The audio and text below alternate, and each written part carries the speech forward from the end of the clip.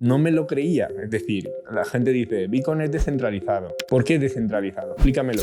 Lo que haces con la blockchain es precisamente una estructura de datos que permite hacer esto, una base de datos distribuida que nadie puede modificar sin que todos lo sepamos. Este es el mayor logro de Bitcoin, ¿no? Para eso sirve una blockchain. ¿Y qué es lo más valioso de la sociedad? El dinero.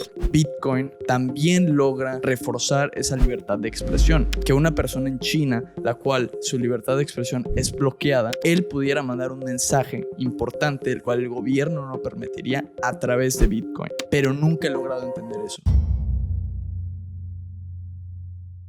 Hola, ¿cómo están? Bienvenidos a su podcast en el que hablamos de negocios, inversiones, emprendimiento, política, teorías conspirativas, básicamente la vida cotidiana. Yo soy Nacho. Yo soy Leonardo, así que empecemos con este podcast. El día de hoy traemos mucha energía, al parecer esa intro se sintió fuerte.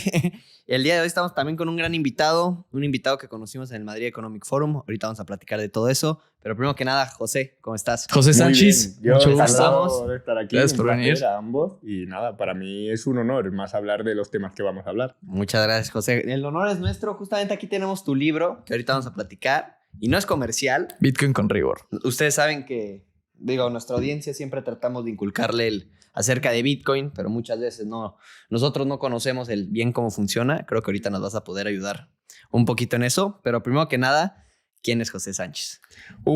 Esa pregunta es difícil, ¿no? Es como una tarjeta de visita. A ver, en el fondo no tiene mucho más. Yo básicamente soy un joven más. Lo único es que sí que soy curioso. Entonces, bueno, desde el principio empecé a estudiar ingeniería industrial en Valencia y me lo dejé a los 12 años y medio porque siempre me ha gustado mucho la informática. Entonces inicié un negociete de app. Y nada, desde ahí pues me mudé a Andorra, he ido pivotando por varios negocios y me he llegado a Bitcoin también en algún momento y por eso está ahí el libro, ¿no? Que es un nicho. Pero vamos, básicamente yo diría un joven curioso, apasionado por la tecnología y poco más. Por lo demás, y bueno, la tecnología, las matemáticas y las ciencias en general, pero eso sería todo. Si te tuviera que preguntar más o menos ¿en qué categoría entraría Bitcoin? En, no sé, tecnología, inversión, no sé, ¿cómo me lo describirías o qué me dirías que es? A ver, como categoría es complicado. Rayo dice una cosa que a mí me gusta mucho, que dice que es el primer activo real digital. No sé si sabéis, en finanzas se dice activo real a todo aquel activo que no es un activo financiero. Por ejemplo, si tú tienes una hipoteca es un activo financiero porque tú tienes un derecho y o una obligación y el obligado es el banco, ¿no? Hay una contraparte siempre. En cambio, en un activo real, pues el petróleo o el oro, este tipo de cosas, es valor intrínseco, ¿no? Es una mercancía, es algo que por sí tiene valor. Pero claro, nunca habíamos encontrado nada así que fuera digital, que fuera intangible. Pues Bitcoin intenta encajar bastante ahí. De todas formas, hay muchas definiciones de Bitcoin. Andrés Antonopoulos, no sé si sabéis quién es, también da muchas definiciones de Bitcoin y va variando su definición con el tiempo, conforme la sociedad va entendiendo Bitcoin y se va adoptando como lo que sea, ¿no? Que luego podremos hablar de si es dinero o no. Yo actualmente creo que lo que más le encaja es propiedad digital. Eso encaja muy bien, pero bueno, eso da... Si queréis hablamos de... Claro, a mí algo que me encanta preguntar a las personas que les gusta Bitcoin es cómo lo conocieron. Porque todos me cuentan que en algún momento llegaron a tener la posibilidad de comprar mucho o vendieron muy barato. Me gustaría conocer tu historia, cómo conociste Bitcoin. Claro, eso es lo que se llama, en el mundillo se llama caer por la madriguera del conejo, porque es como una caverna de Platón, ¿no? Como que vas cayendo poco a poco, vas picando y vas encontrando más cosas. Yo lo vi por primera vez sobre 2010 o 2011, justo cuando acababa de salir, y fue que mi socio, ya os digo que a nosotros, yo tenía 14 o 15 años, bueno, igual 16, pero por ahí andaba.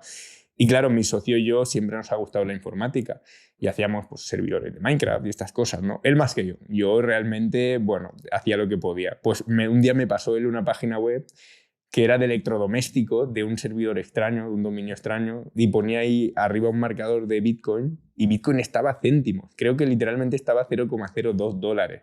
De ahí fue la primera vez. ¿Os ha regalado? Sí, regalado, porque era una moneda que acababa de nacer. De hecho, como me lo presentó mi socio, pero es mi mejor amigo, me lo presentó y me dijo, oye, acaban de salir una moneda nueva y esto es una página web con la que se compra con esa moneda. Compramos a ver qué coño es. Y yo la vi y le dije, no sé, me parece turbio, no sé si fiarme.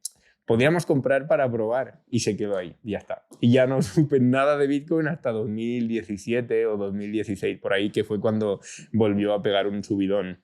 Bueno, pegó uno en 2013, pero ese fue un subidón como muy localizado. O sea, en Estados Unidos sí que cogió algo de tracción, pero no fue visto en todos los medios de comunicación. En cambio, en 2017 sí.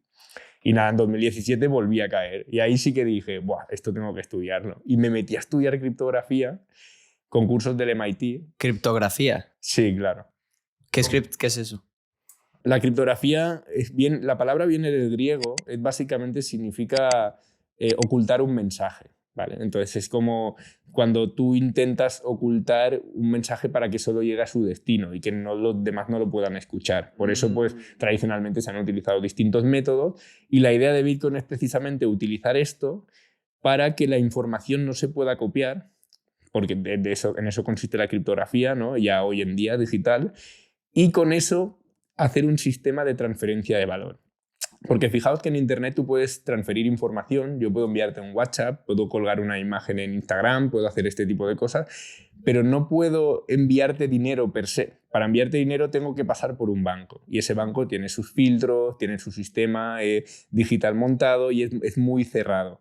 Pues lo que Bitcoin intenta es hacer como el Internet del dinero. Por eso Antonopoulos lo llama así. Es como Internet para transferir información, pues un Internet para transferir dinero, para transferir valor, para pagarte sin tener que pasar por un intermediario, que es lo que antes pasaba, por ejemplo, con la televisión, la radio y todo esto, ¿no? Que había 4 televisiones y si no pasabas por ellos no podías emitir información al público. Y hoy en día ya no, con Internet ya, bueno, este podcast es una prueba de ello. Pues lo mismo con el dinero, esa es la idea. Oye, José, esa misma encriptación era la misma que utilizaban, por ejemplo, en la Segunda Guerra Mundial para mandar mensajes ocultos sin que se dieran cuenta, por ejemplo, sí. Alemania, Reino Unido. A ver, ha habido, de hecho, cuento varios, porque me estudié un poco la historia de la criptografía, ha habido muchos sistemas criptográficos. Uno de ellos, en la Primera Guerra Mundial, tradicionalmente siempre se ha utilizado cosas relacionadas con matrices, es complicado, ¿vale? Pero como si fueran tablas de letras y números, con los cuales tú estableces unas reglas para encriptar cada carácter con otro carácter, ¿no? De forma que sea muy difícil de descubrir. Lo que pasa es que una vez se pasó al ámbito digital, ya se pasó a lo que se llama criptografía asimétrica, que, bueno, si queréis luego entramos, y a criptografía más digital, más matemática, que está basada en algoritmos matemáticos. En el caso de Bitcoin, por ejemplo, pues es un algoritmo matemático, ¿no? Porque los otros algoritmos son muy vulnerables, son como muy frágiles. Hoy en día con un ordenador, haciendo varios trucos, son relativamente fáciles de descubrir. Este no. Cuando está basado en las matemáticas es como tú conoces el algoritmo, pero no puedes saber igualmente cómo las dos cosas están enlazadas entre sí. Oye, José, entonces lo vuelves a redescubrir en 2016, empiezas a informarte y ¿en qué momento fue ese, nos gusta llamarlo ya, Russell Brunson se llama? Naval Ravikant. Como el No, Russell Brunson es el que dice el aha moment. Viene en el libro. Es de Russell Brunson, ¿no? Sí, creo que sí. Sí. Hoy en día se usa mucho en la inteligencia artificial eso del aha moment, porque la IA lo hace mucho. A ver, en 2016 no fue, ¿eh? Yo en 2016 entré a estudiarlo y como estaba estudiando criptografía del MIT, es decir, a mí siempre me ha gustado eso, pues entré en profundidad. Me quedé en una cosa que se llaman las firmas de Lamport, que eran complicadas, y lo abandoné como, buah, esto es demasiado difícil para mí. Y estaba a $300. Además que tenía un tío que era economista y es liberal, pero era anti-Bitcoiner. Me dijo, no compres eso que es una estafa. Y yo le hice caso en plan, pues igual tiene razón, voy a dejarme de tonterías y voy a seguir estudiando. Y en 2020 ya cuando volvió a empezar a subir dije, no, de aquí no pasa. En 2020 me parece el precio mínimo fue de $5,000, más o menos. 3.000 y pico, si no me equivoco. 3,000 y pico. Y ahí ya... ¿qué entendiste primero tú? El cómo, porque eso me gustó estar viendo tus historias, porque para saber qué preguntarte y qué platicar. Y me di cuenta que tú decías un punto clave que creo que es de lo que hablas en tu libro, que mencionas, todos dicen que Bitcoin es maravilloso, que el futuro, pero nadie te dice cómo funciona Bitcoin. Exacto. Entonces, me gustaría saber tú qué entendiste primero, como el lado económico de que es escaso o el cómo. A ver, el primero es el lado económico. Lo que pasa es que no me lo creía. Es decir, la gente dice, Bitcoin es descentralizado. Ya, pero ¿por qué? ¿Por qué es descentralizado? Explícamelo. Y eso cuesta de explicar, eso tienes que verte cómo funciona, los fundamentos. Todo. Bitcoin es completamente tamper-proof, ¿no? Inhackeable. Ya, pero ¿por qué no se puede hackear? Exacto, es lo que me gustaría, digo, ahorita lo vamos a desmenuzar. Eso es, pues yo tenía esas dudas y por eso estaba como, además hay teorías económicas que encajan muchísimo, que son muy difíciles de desmantelar. Por ejemplo, hay un pro oro que dice que Bitcoin no sirve para nada porque no hay 21 millones de Bitcoin. Y su tesis es que hay 21 millones de Bitcoin, pero tú luego, yo puedo emitir otro software con un Bitcoin 2 que hay 21 millones de Bitcoin más. Entonces realmente es inflacionario. Y eso es muy difícil de entender, es difícil de rebatir. Hay que reflexionar mucho y hay que investigar mucho sobre muchas cosas, ¿no? Replantearte muchas cosas. Y claro, mi idea con el libro, bueno, yo en 2020 ya empecé a leer en profundidad y empecé a debatirme mucho sobre cómo funciona y si realmente las propiedades esas que dicen tan maravillosas están ahí. Me di cuenta de que sí, aunque tiene sus cosas, que también lo cuento en el libro, y ahí dije, uy, la gente tiene que saber esto, voy a escribir un libro. Pero bueno, es un poco complicado. Lo primero siempre es lo económico, es lo que primero te tira. Ves el precio y dices, ¿qué es esto? Claro, digo, y más ahorita que estamos actualmente, hoy es el 16 de junio y es 106,000, 105,000. Bueno, quién sabe con lo de la guerra, igual en un segundo estamos en los 95. Yo te quiero hacer varias preguntas acerca de este tema y quiero escuchar tus opiniones. Lo primero es, ¿por qué decimos que es una escasez? ¿No? Si lo puedes, digo, resumir. Yo sé por qué, pero no lo sé explicar. No sé si me puedes apoyar un poquito.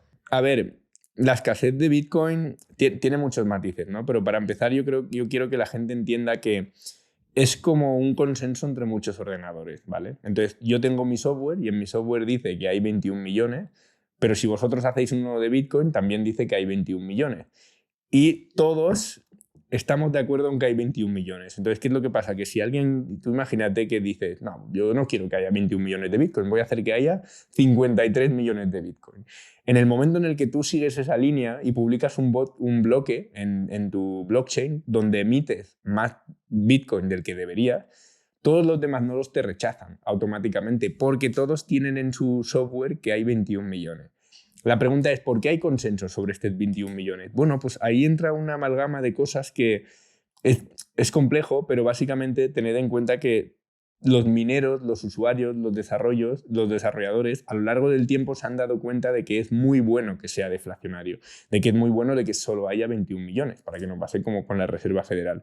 Entonces ahora mismo es un poco como cuando haces una cena con mucha gente a la que desconoces, y esto hay estudios, que el precio que pagas, ¿vale? Si tú haces una cena de, imagínate, 200 invitados, el precio de que se paga cada uno al pagar a medias es mucho más alto. ¿Por qué? Porque tú no confías en nadie, dices, a lo mejor el otro se pide un entrecot, yo voy a pedirme lo más caro. Pues es lo mismo, pero al revés, aplicado a Bitcoin. Es como, uy, todos están aceptando este consenso, yo si lo rompo, me banean de la red de por vida y no consigo nada. Es decir, tiene que haber como un grupo de gente que esté dispuesta a cambiar todo el software, pero si eres solo tú, no haces nada. Y nada, a lo largo del tiempo en Bitcoin ha pasado, que se ha roto el consenso. Y a partir de ahí ha surgido los llamados forks de Bitcoin. No sé si los conocéis, Bitcoin Cash, Bitcoin Diamond, Bitcoin Gold. Pues todo esto es que hay gente que dijo, oye, estas reglas no me gustan, voy a hacer mis propias reglas de Bitcoin. Lo que pasa es que la mayoría de la gente de la comunidad, de la gente de Bitcoin, el mercado prefiere el Bitcoin actual. Claro. Y para eso hay muchos motivos, cada uno pues tiene los suyos, ¿no? Ha habido como varias guerras, la más importante es la de lo que se llama Big Blockers contra Little Blockers, que es básicamente, ¿no habéis escuchado alguna vez de ¿y por qué no ampliamos el tamaño del bloque de Bitcoin? Para que la red sea más rápida. Para que haya más transacciones. Uh-huh. Y eso hubo un debate en 2016 y de ahí salió Bitcoin Cash, salieron unos cuantos forks más. Pero el mercado lo que dijo es, no, mejor no ampliemos el tamaño de bloque. O al menos hagámoslo de una forma muy sutil, que es lo que se hizo con la actualización de Segwit de 2016, ¿no? Y básicamente es porque si tú aumentas el tamaño de bloque, lo que ocurre es que todos esos ordenadores están dedicando recursos a correr el software de Bitcoin. Si tú aumentas el tamaño de bloque, eso aumenta los recursos de almacenamiento, de transmisión, de bloques, de todo. Y eso hace que la red sea mucho más centralizada. hace que en vez de haber 60.000 nodos, que hay ahora mismo 65.000 nodos en la red de Bitcoin, pues haya muchos menos. Ethereum, por ejemplo, tiene apenas 7.000, 8.000 nodos, que es normalmente es alrededor del 10% de lo que tiene Bitcoin. Si tú aumentas los recursos que se requiere tener un nodo de Bitcoin, eso hace que no se va a poder descentralizar. Yo quiero todo lo contrario. Yo quiero que hasta en un móvil puedas correr un nodo de Bitcoin, porque de esa forma será imposible de matar. Es como un virus. Ahorita, yo sí sé más o menos, a grosso modo, que es un nodo, pero la gente no lo entiende, creo, tanto. No sé si nos puedes ayudar a entender qué es un nodo, qué es un minero. Vale. ¿Y qué es un fork? Y qué es un... Bueno, y qué es un fork. Y también... Bueno, vamos por partes. Podemos empezar por ahí. Empezamos por ahí. Y bueno, igual primero deberíamos empezar por qué es una blockchain, ¿no? Porque habrá mucha gente que no sabe lo que es una blockchain. A ver, una blockchain es... Nosotros queremos hacer una base de datos distribuida, ¿vale? ¿Distribuida por qué? Para que nadie la pueda matar, es lo que os decía antes, ¿no? Por eso los nodos tampoco se deben poder matar. Esto es, por ejemplo, si os fijáis vosotros en los bancos, tenéis dinero y ese dinero es como un apunte contable, ¿no? Pone, Leo tiene $10.000, Nacho tiene lo que sea, $20.000 y eso lo tienen los bancos asegurado con criptografía. En el momento en el que quieres cargarte el banco, tienes que hacer que haya un registro que no controle nadie y todos lo controlemos a la vez. La forma de hacer esto es distribuirlo en muchos sitios, en muchas bases de datos distintas, en muchos ordenadores distintos. Pero claro, este registro tienes que actualizarlo. O sea, no me sirve de nada un registro que esté ahí quieto y no se puede hacer nada. Lo suyo es que si tú quieres enviar de esos $10.000, $1.000 a alguien, eso se actualice en el apunte contable, ¿no? Entonces, para actualizarlo, todo esto se hizo mediante criptografía y la idea es ralentizar la forma de actualizar el registro para que se pueda actualizar en todos los nodos a la red. Y de ahí es donde nace la idea del proof of work, la prueba del trabajo, que es como vamos a hacer que cambiar el apunte contable, enviar bitcoins cueste energía, cueste un trabajo, porque así la red se mantiene estable en unos recursos computacionales que son constantes, no varían mucho. Entonces, lo que haces con la blockchain es precisamente una estructura de datos que permite hacer esto, una base de datos distribuida que nadie puede modificar sin que todos lo sepamos. Este es el mayor logro de Bitcoin, ¿no? Para eso sirve una blockchain. Y claro, ¿para qué queremos este registro? Pues evidentemente para poner cosas de valor, el mayor valor posible. ¿Y qué es lo más valioso de la sociedad? El dinero, claramente el dinero, que el Estado nos lo roba, el Estado nos lo confisca, el Estado nos lo controla, ¿no? Siempre dicen los austríacos que ya le gustaría a Stalin haber visto algo como el sistema monetario que tenemos actualmente, que se controla todo y se emite, y además es lo más stalinista que hay, es como un plan quinquenal donde el Estado dice se necesita tanto dinero, pero ¿tú qué vas a saber cuánto dinero se necesita? Tú no tienes ni idea, ¿no? Entonces el dinero es lo más importante y eso es lo que tenemos que descentralizar y proteger. Y con eso se hace con la blockchain. Entonces se llama un nodo... ¿Y qué es la descentralización? Así a grosso modo. Sí, es básicamente esto. Consiste en coger una cosa... La descentralización consiste básicamente en distribuir el poder de algo. Por ejemplo, si este podcast, si en vez de controlarlo Nacho y Leo, quisiéramos que lo controle un montón de gente, dijimos, vamos a descentralizar el podcast. Entonces podríamos hacer pues una junta, podríais reuniros y hacer lo que se llama una UPV y emitir acciones. Y si yo compro acciones, yo formo parte del podcast de Leo y Nacho, ¿no? Estáis descentralizando el poder sobre el podcast. Pues es hacer esto, pero sin depender de nadie.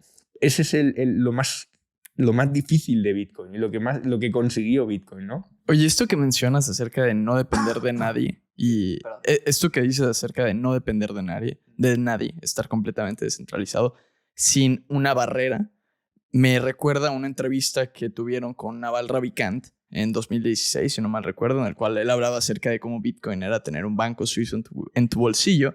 Y él decía algo muy interesante que nunca logré entender, que era que Bitcoin también logra reforzar esa libertad de expresión.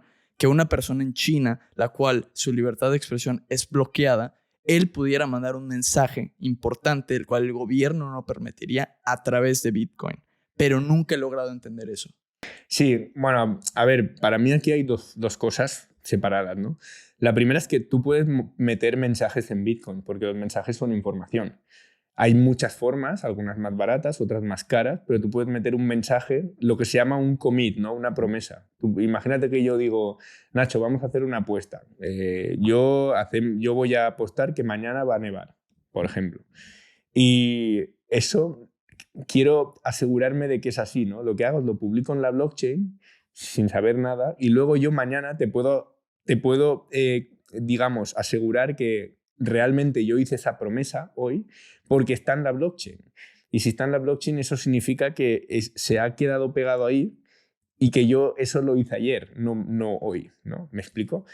Entonces tú puedes meter información completamente asegurada en la blockchain. Eso es un punto. La cuestión es que no es la cosa más eficiente, porque al final es mucho más eficiente WhatsApp, que utiliza servidores que tienen un montón de datos y haces pim pam y en un momento lo tienes en WhatsApp. Decir que para enviar información creo que lo mejor no es Bitcoin. Lo mejor es utilizar un sistema de criptografía con VPN en China, por ejemplo, y a través de la red Tor ya es muy difícil que te pillen el gobierno chino. Lo que pasa es que hay una cosa que me gusta, una frase creo que era de Bastos, que es que la libertad de expresión necesita capital. Es decir, de nada sirve tener libertad de expresión si tú luego no puedes comprar cosas para hablar. Por ejemplo, en la Constitución cubana es una carta a los Reyes Magos. Están todos los derechos del mundo. Según la Constitución cubana, la gente de allí es la más feliz del mundo. ¿Qué es lo que pasa? Que después, en la realidad, no pueden hacer nada. O sea, a mí no me sirve de nada que me den libertad de expresión si luego no puedo tener una imprenta, no puedo tener un micrófono, no puedo tener acceso a redes sociales, porque en el fondo no tengo libertad de expresión. Bitcoin, al hacer que el valor esté completamente desregulado y permitir que el capital circule a lo largo del mundo, permite esta libertad de expresión. Permite que un chino pueda comprar medios de producción, pueda comprar capital para expresarse libremente fuera de China.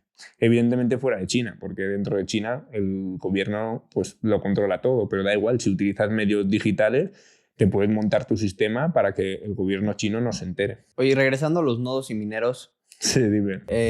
No, creo que no. ¿Sí acabaste de explicar que era un nodo? No, ¿verdad? Sí, es uno de esos ordenadores que tiene una copia de la base de datos de Bitcoin. Exacto. Ok, y los nodos se encargan de que la misma copia esté en todos los nodos. Exacto, y también de que imagínate que tú quieres tener aquí una copia. Dices, uy, voy a apoyar a la red de Bitcoin, entonces un nodo te la tiene que dar, porque tú si no, ¿cómo la consigues? Entonces te conectas a la red y los nodos te van dando las transacciones, los bloques, para que tú tengas esa copia y seas otra copia de la red. Ok, que es fortalecer la red de Bitcoin y volverla más fuerte. Y tú dices que la decisión es para hacer cambios dentro de la red de Bitcoin, ¿quién las toma, los nodos o los mineros? Uf, esa es súper difícil eso. Es muy difícil esa pregunta porque la toman todos un poco. Primero, para que tú hacer una actualización en Bitcoin tienes que hacer un proceso complicado que se llama Bitcoin Improvement Proposal, que es un protocolo donde tú expones la mejora a la comunidad y se va procesando hasta que llega a un punto en el que, vale, toda la comunidad de desarrolladores está de acuerdo. Cuando tienes la comunidad de desarrolladores de acuerdo, entonces tienes que poner de acuerdo a los mineros. ¿Y cómo haces eso? Tienes que hacer un cambio en el bloque de tal forma que los mineros tienen que cambiar activamente algo en el bloque para decir, sí, estamos de acuerdo en esta actualización, en esta modificación.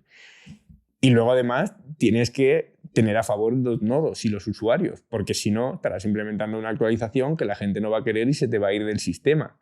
Entonces, en el fondo no hay nadie que controle. Esa es la gracia. Es como un consenso entre todos y por eso tarda mucho en actualizarse también. Y para la gente que dice, por ejemplo, que si BlackRock, porque sabemos que, muchas veces este tipo de cosas se pueden volver un juego de capital. No sé, yo he escuchado esta teoría, que BlackRock puede comprar, porque sabemos que tienen intereses en esto, pueden comprar el 50% más uno de los mineros. He leído la teoría de que si BlackRock, con el capital que tiene, por ejemplo, puede ser BlackRock como puede ser Putin, compran el 51% de los nodos, bueno, no de los nodos, de los mineros, porque es lo que se necesita, la mayoría más uno, si no me equivoco, para hacer cambios. Sí. ¿No podrían hacer lo mismo con los nodos e implementar un cambio aunque la comunidad no lo quiera? Es que, a ver, los forks, lo explico en el libro, son muy complejos, ¿vale?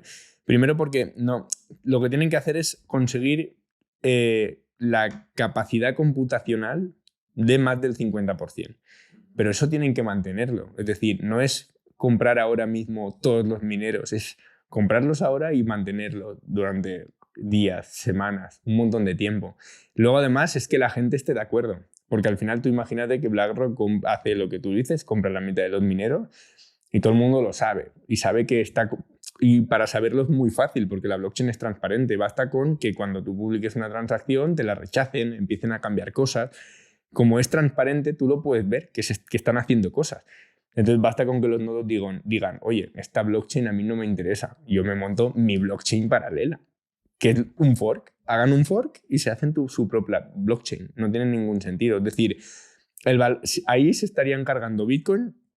Eso, o sea, se estarían cargando Bitcoin, a no ser que la gente quiera seguir otra blockchain, pero sobre todo lo que estarían haciendo es perder dinero sin sentido, porque no conseguirían en el fondo prácticamente nada, no rentabilizarían su compra en absoluto y la gente no les seguiría el rollo, porque la gracia de Bitcoin es que, o una de las cosas, ¿no?, de las propiedades, esa propiedad de la transparencia, lo que hace es que tú puedas ver todos los movimientos. Entonces, si yo veo mañana un movimiento falso de 10 millones de bitcoins en favor de una dirección, de BlackRock, por ejemplo, y esa blockchain no me encaja, no me gusta, porque no tiene ningún sentido, y además que a lo mejor va en contra de lo que hay en mi nodo, yo como nodo me voy a otra blockchain. Esta pregunta es muy similar a... Hay gente que me ha dicho, José, entonces, si yo ahora, por ejemplo, si yo ahora tengo 10.000 nodos de Bitcoin que son míos, eso significa que yo controlo casi toda la red, ¿no? En el fondo no, porque imagínate que en mis 10.000 nodos pongo que en vez de 21 millones hay 30 millones de Bitcoin. Y además de esos 30 millones, la mitad son míos. Yo haré eso, pero todo el resto de la comunidad, todos los 60.000 nodos dirán, no, ni de coña, yo me voy de tu blockchain. O sea, me banean todos los nodos y no tiene ningún sentido, ¿sabes? Es muy difícil de intentar modificar las cosas de Bitcoin porque tiene un efecto red y tiene un equilibrio entre todos los actores que es muy bueno. Y la persona que lo quiere cambiar también está perdiendo energía y dinero, ¿no? Claro. Al intentar eso. Evidentemente. Eso es lo que lo hace muy difícil. Porque es un poco como si... imagínate que hubiera un banco, ¿vale?, en el que tú en el momento en el que tocas algo desaparece todo el dinero, se autodestruye. Entonces tú eres un hacker, ¿vale?, y quieres hackear el banco.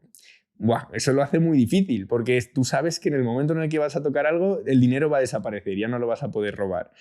Eso desincentiva mucho el robo, ¿sabes? Porque no tienes ganas, es como... en cualquier cosa que salga mal habré gastado energía, tiempo, recursos, un montón de... Habré el riesgo de ir a la cárcel para nada, para absolutamente nada, ¿no? Entonces es como da el incentivo de todo lo contrario. De hecho, BlackRock, si es inteligente, lo más inteligente no es romper Bitcoin, es comprarlo directamente. Ahí sí que ganas. Y una pregunta, justamente ahorita que estamos hablando de hackers, porque muchas personas, tal vez personas que estén un poquito desconectadas de este mundo, porque digo, yo trato de entenderlo y a veces también me hago la pregunta y yo me pregunto a mí mismo, a ver, ¿existe genuinamente algo inhackeable? Me pregunto eso. Muchas personas dicen desde que su iPhone es inhackeable, que yo creo que no. Y muchas personas dicen que Bitcoin es inhackeable, pero un señor le dice, oye, Bitcoin, no, te lo van a hackear. Me hackearon el Bitcoin a tu primo. Entonces no sé qué tanta verdad haya, por qué no es hackeable. Y digo, yo entiendo que lo de la blockchain, que como tal, las personas con sus llaves privadas solo tienen acceso usando las llaves privadas a la blockchain. Entonces, no sé si nos puedes como desmenuzar eso un poquito. Sí, a ver, todo lo que está basado en criptografía actualmente, que la criptografía no es solo para Bitcoin, pues todo lo que vosotros enviáis por la web, lo normal es que esté encriptado. Lo que pasa es que, por ejemplo, si tú envías algo por WhatsApp, tú tienes una clave privada, pero Facebook también la tiene, Meta también la tiene, entonces puede ver todos tus mensajes, pero yo no puedo ver tus mensajes. Entonces hace que Meta te robe todos los datos, pero yo no puedo. Que es, bueno, cada uno que decida, ¿no? Por eso hay gente que está muy... Entonces, eso es muy inhackeable. Y muy inhackeable significa que no es imposible, pero es muy difícil. Es tan difícil que hoy en día en la práctica es imposible. ¿Qué es lo que pasa? Que a lo mejor con criptografía cuántica, con computación cuántica, perdón, si la computación cuántica avanzara muchísimo, a lo mejor en teoría sí que sería posible romper la relación que hay entre la clave pública y la clave privada de Bitcoin. Que bueno, no sé si queréis que expliquemos qué es lo de A mí sí me clave. gustaría entender eso porque yo justamente te quería hacer una pregunta que no sé si vaya por ahí. Porque, a ver, según yo cómo funciona, tú tienes tus bitcoins almacenados en la blockchain Exacto, y tú tienes el acceso a la blockchain con tus 12 o 24 palabras, eso es. que son las que te memorizas, las metes en la computadora en donde quieras y en ese momento tienes acceso en cualquier lugar a tus bitcoins. Yo, mira, una forma muy buena de explicarlo es tú cuando entras a Facebook tienes usuario y contraseña. Entonces, Facebook lo que hace cuando tú entras a Facebook es, vale, comprueba el usuario y dice, este usuario tiene esta contraseña, ¿es correcto? Sí, perfecto. Pues voy a dejarte entrar a tu perfil de Facebook y entras al servidor de Facebook. ¿Qué es lo que pasa? Que ese registro lo tiene Facebook. Facebook tiene en su servidor como una lista de usuarios y contraseñas que tiene que comprobar para dejarte entrar a tu servidor. Pero como hemos dicho que Bitcoin es descentralizado, no puede haber usuario y contraseña, porque si hay usuario y contraseña y ese usuario y contraseña están todos los nodos, todos van a poder tener los fondos de todos, no tiene ningún sentido.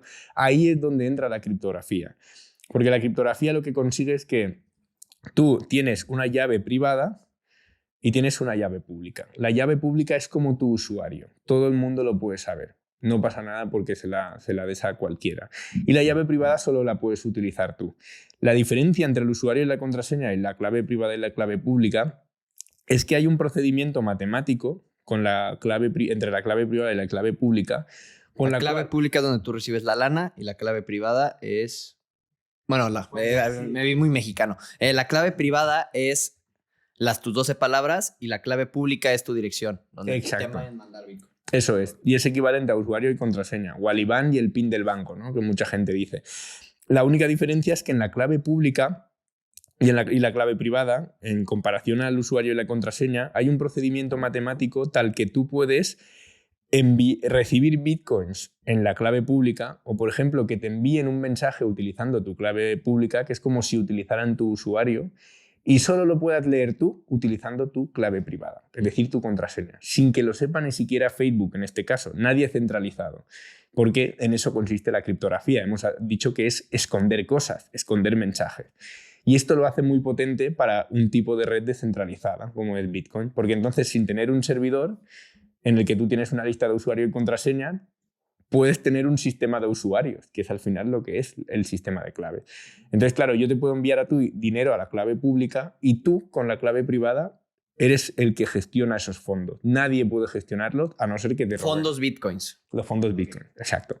Nadie puede robarte esos Bitcoins a no ser que pierdas la clave privada. Por eso la gente es tan insistente en cuidado con la clave privada. Porque claro, Bitcoin es muy difícil de hackear, pero si tú la clave privada la tienes en un ordenador, en cualquier sitio donde una persona puede entrar, pues te la puede hackear, efectivamente. Ok, y ahorita que mencionas eso del hackeo... Oye, salió una noticia hace poco de DeepSeek y la computadora cuántica de Microsoft. DeepSeek es IA. Lo que pasa es que la computadora cuántica de Microsoft es prácticamente un fraude. Yo no soy experto en computación cuántica, pero todo lo que vi es complicado, ¿vale? Pero está basado en lo que se llaman los bits de Majorana, ¿vale? Que son unos bits enlazados, complicados, de un físico italiano. Y resulta que es mentira, que no tienen realmente una computadora de Majorana con 8 qubits. Simplemente tenían un paper donde habían avanzado un poco, pero no hay sustancia. De eso hay muchos físicos dedicados a esto que en YouTube lo desmienten. Pero realmente la computación cuántica queda muy lejos, ¿eh? A mí el problema que me surge es que como la inteligencia artificial va a avanzar muchísimo el conocimiento humano, porque está descubriendo cosas matemáticas, está descubriendo materiales nuevos, está haciendo cosas muy importantes, el miedo que tengo yo es que la IA avance tan rápido que la fecha que se supone que podríamos estar hablando de que la computación cuántica puede ser un problema, que todo el mundo apunta a 2035, 2040, se reduzca mucho. Entonces pasemos de un horizonte de 15 años a un horizonte de 5 años.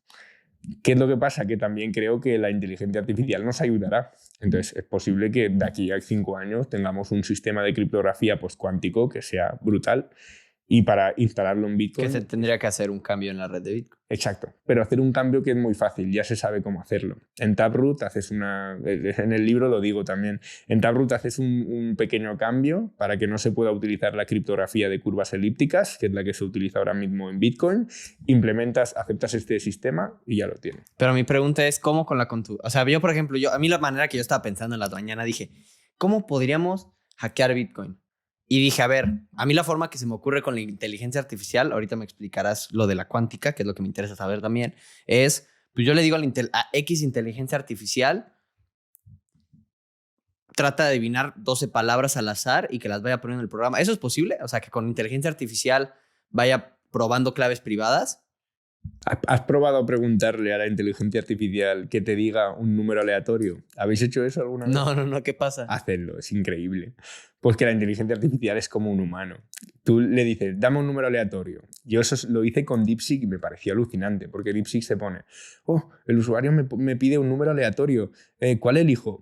El 42. ¿El 42 es suficientemente aleatorio? No lo sé, estoy dudando. Déjame coger las letras de DeepSeek. Vale, DeepSeek tiene no sé cuántas letras. Pues elijo ese número. Pero ese número tampoco es realmente aleatorio. Voy a ver si puedo... Y empieza a rayarse para darte un número, que es muchas veces lo que hacemos nosotros. Explota. No sabemos hacer estadística. Para hacer estadística tienes que tirar un dado, tienes que hacer procedimientos que realmente son estadísticos, ¿no? Eso para empezar. Y el procedimiento de la criptografía es estadístico. Es decir, hay un cierto número de claves privadas, tú no sabes cómo obtener a partir de la clave pública la clave privada y lo único que puedes hacer es probar. La única diferencia entre eso y un dado es que tú, un dado, una vez cada 6 veces te saldrá el 6.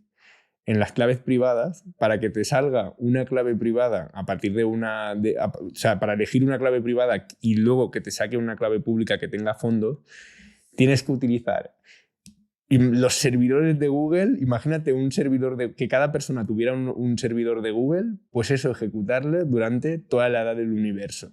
Y entonces podrías acceder a una billetera que tiene fondos. O sea, es algo muy complicado. Es algo absolutamente colosal, no tiene ningún sentido. Lo que pasa es que la computación cuántica, por la forma que tiene de funcionar, puede hacer trampas. Es como un atajo. Como si tú, en vez de ir por la carretera nacional, pudieras ir por la autovía. Entonces, tiene una forma más rápida de encontrar una clave privada. Lo que pasa es que la computación cuántica es súper difícil, porque un bit cuántico tiene que estar en 0 grados Kelvin, es decir, en cero absoluto, en menos 273 grados centígrados, y es una barbaridad. Tiene que estar muy bien protegido, hay errores, es una locura.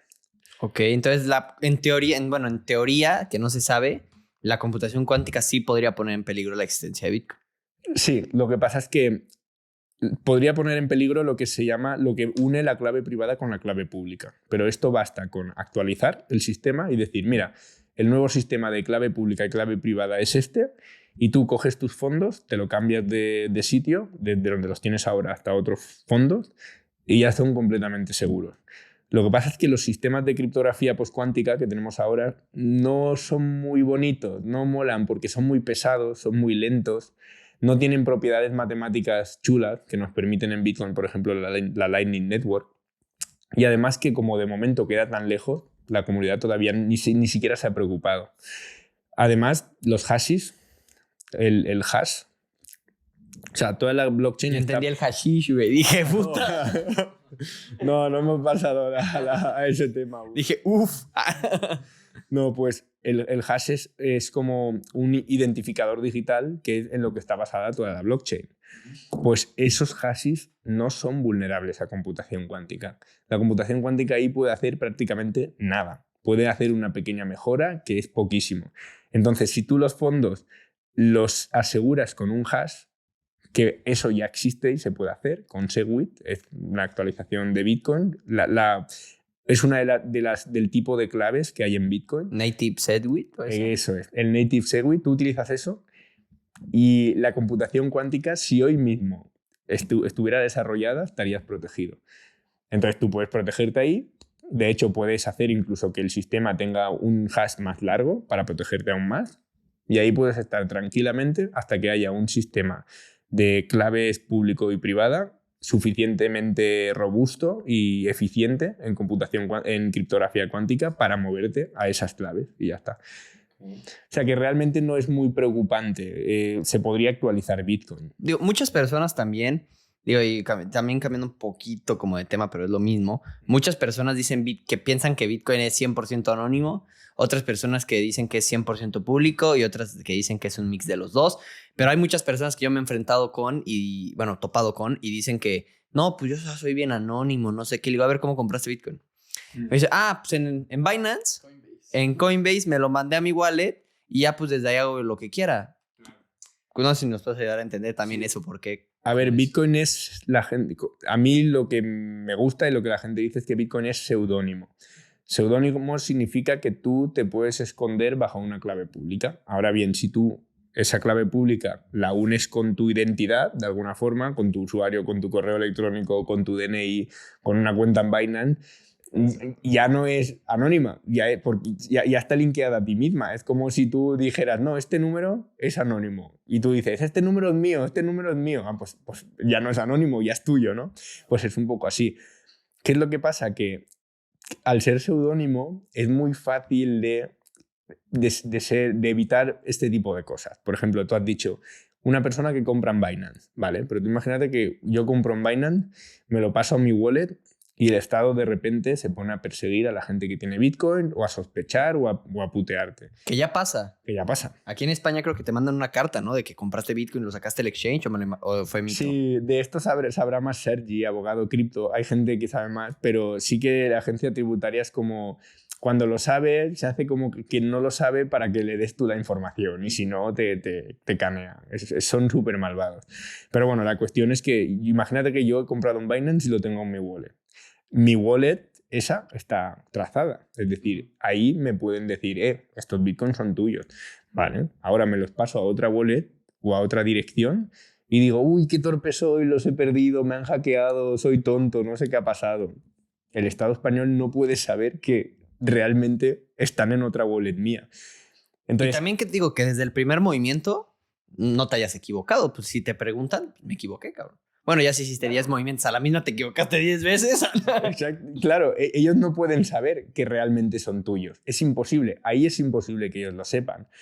¿Qué es lo que pasa? Que podrían decir, bueno, no nos fiamos y te encarcelamos. El Estado puede hacer de todo. Pero bueno, hasta llegar a la presunción de inocencia, Bitcoin para mí es es una salvaguarda. Aunque compres en Binance o compres donde compres.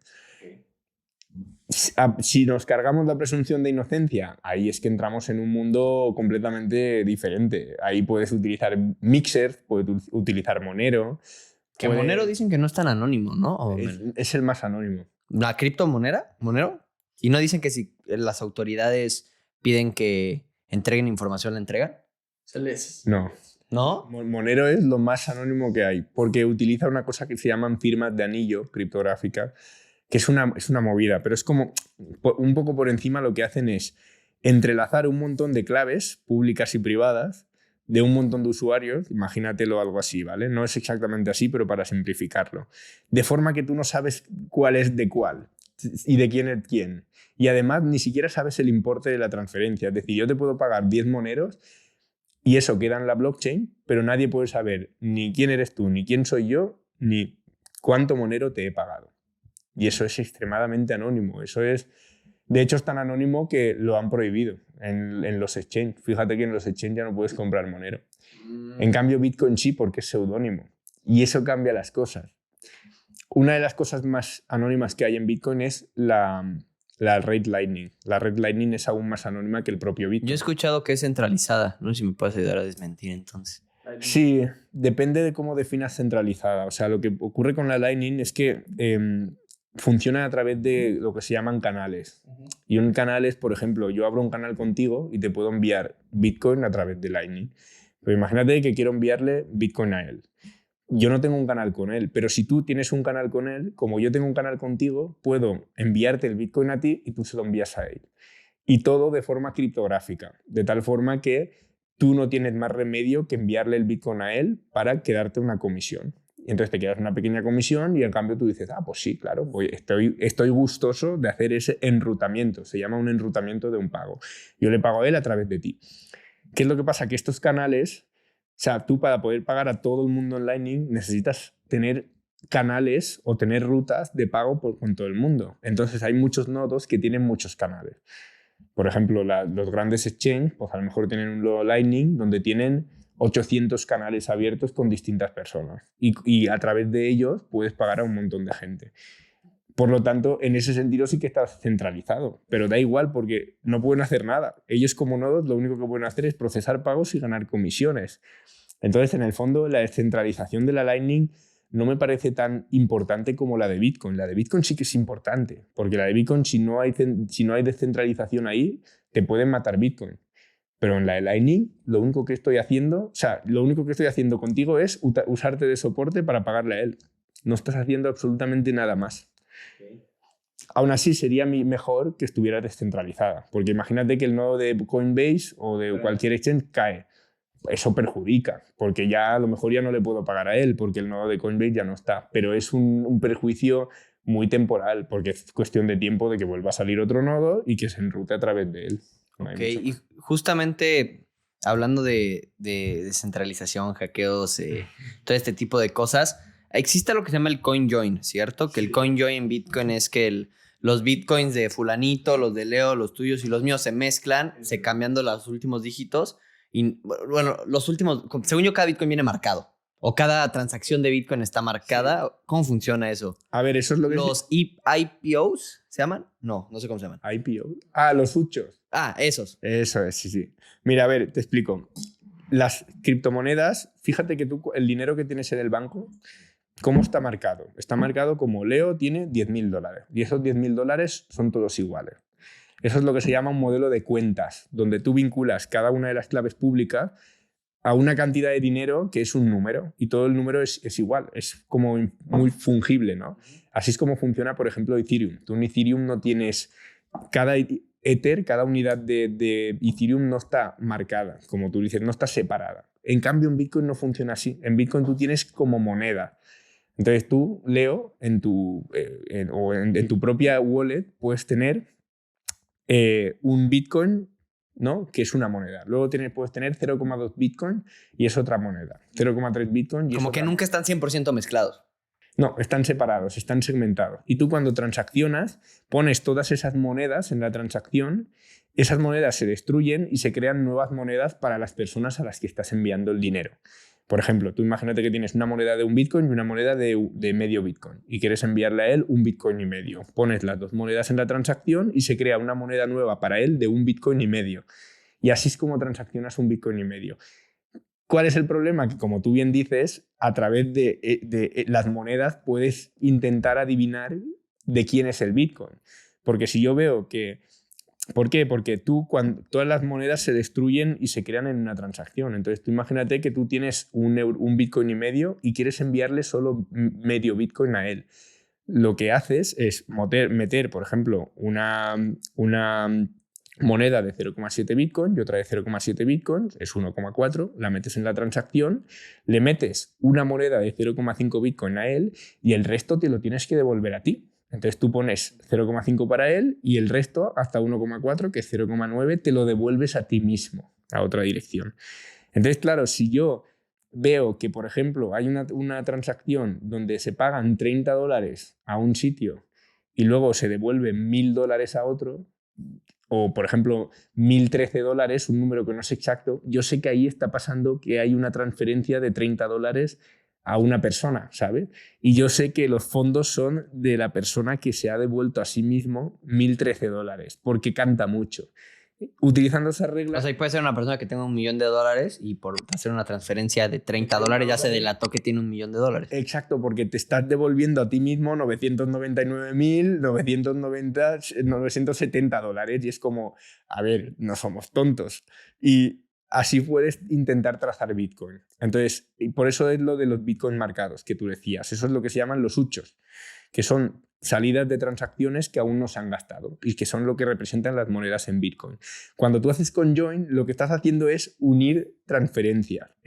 Imagínate que yo quiero pagarte a ti tanto, a él le quiere pagar otra persona tanto y fulanito le quiere pagar a menganito tanto. Unimos las tres transacciones, lo ponemos todo en una misma transacción y no se sabe quién le ha pagado a quién. Entonces, igual una persona desde fuera puede decir, ostras, José le ha pagado a Menganito. Y realmente no, realmente le ha pagado fulanito, pero tú no lo puedes saber. Es como una aproximación a esto que te decía de Monero, solo que en Monero es mucho más sofisticado, es criptográfico. En cambio, en Bitcoin no. En Bitcoin es como, mira, unamos todas las transacciones en una misma transacción y de esa forma nadie sabrá quién ha pagado a Y, quién. por ejemplo, si tú me mandas, vamos a suponer que yo de mala fe te robo tus bitcoins. ¿Vale? Y tú tienes pruebas de que te robé tus bitcoins, vas y levantas una denuncia con las pruebas pertinentes. Y esos bitcoins yo me los mandé de tu wallet a la mía. Uh-huh. Y según yo lo que hacen es, si yo hago un coin join, ya se pueden perder. ¿Estamos de acuerdo? Después de ese paso. Exacto. Pero si no lo hago el coin join, esos bitcoins pueden quedar marcados como bitcoin negro y si lo mando a un exchange que me los detengan. Sí, y de hecho, después del conjoin es posible que también. Es lo que te iba a preguntar, porque muchos exchanges no aceptan bitcoin que trae coin join, ¿no? ¿O cómo está? Exacto, sí, porque no pueden encontrar la trazabilidad. Ahora bien, esto es muy raro. Normalmente los exchanges sí que aceptan cualquier tipo de Bitcoin, a no ser que tengan pruebas de que se ha utilizado para financiar armas, que viene de un mundo muy ilícito, pero tienen que tener pruebas de ello. Lo que pasa es con Monero es que directamente no lo saben. En Monero es tan anónimo que lo rechazan directamente de raíz, pero es muy raro que te rechacen Bitcoin, a no ser que lo compres. Por ejemplo, si yo compro Bitcoin de lo que se llama un mixer, o sea, lo que ocurre con estas herramientas es que quien más está interesado en CoinJoin son los delincuentes. Entonces, y quien más está interesado en obtener Bitcoin, que está muy ennegrecido, por desgracia, creo que deberían ser todos, pero bueno, la mayoría son delincuentes. Y ese mundo está muy plagado de delincuentes. Entonces, a lo mejor tú compras Bitcoin ahí o transfieres Bitcoin ahí, lo sacas y sacas un Bitcoin que viene de una persona que ha El traficado. bitcoin más negro del mundo. Claro, es el Bitcoin más negro. Entonces, claro, tú ese Bitcoin lo metes al exchange y el exchange dice, uy, ahí hay una transferencia que es sospechosa de que haya entrado un narcotraficante o lo que sea. Entonces te pregunta, a ver, ¿de dónde sacas ese Bitcoin? Explícame, señor. Y ahí ya te pide justificación. ¿Por qué? Porque sospecha que hay algo que no... Que no está bien. Claro. Oye, José, como holder de Bitcoin, ¿tú cuáles dirías que son las mejores precauciones que puede tener alguien, cualquier individuo? Sobre Bitcoin. A ver, la primera es que cuando hagas una transacción relativamente grande, por ejemplo, 1.000 euros o 500 euros, hazla poco a poco. Transacciona, por ejemplo, primero 1 euro, funciona, vale. Transacciono 50 euros, funciona, vale. Transacciono 450 euros. ¿Por qué? Porque de esa forma, al hacerlo escalado, te aseguras de que todo está bien. La segunda quizá es que revises bien la clave pública a la que envías y que todo esté correctamente. Y la tercera es que no almacenes tu Bitcoin en ningún medio digital. Esto es muy típico de, pues, yo tengo mi Bitcoin en una clave privada, pero está encriptada en mi ordenador. Bueno, me da igual. Está encriptada en tu ordenador, pero es peligroso. Papel y pluma. Mejor algo que no sea digital. Y bueno, si por añadir una cuarta, también hay muchas... esto me parece súper problemático porque se ha estafado a mucha gente. Hay muchas supuestas wallets que te envían como una cold wallet, una wallet fría, una billetera fría, que es una billetera fría se llama esto que decimos, ¿no? Tener Bitcoin en tus claves privadas en papel, en algún sitio en el que nadie las haya visto. Pues dicen que te entregan esto y te entregan como una tarjetita de metal donde tienen la clave privada ya escrita.